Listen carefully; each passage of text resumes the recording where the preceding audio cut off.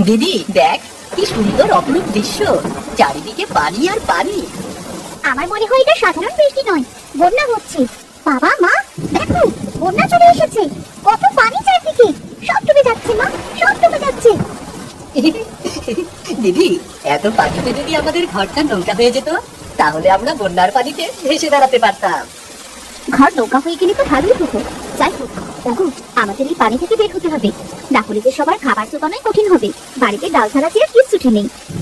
ঠিকই বলেছো গিন্নি, কাল আমাকে বের হয়ে কিছু করতে হবে। এই বন্যার দিনে চিংড়ি ধরার কথা ভাবছি, কি বলো? চিংড়ি ধরে যা পাবো তাই দিয়েই দুবেলা চালিয়ে নেব। এই বন্যায় চিংড়ি পাবে?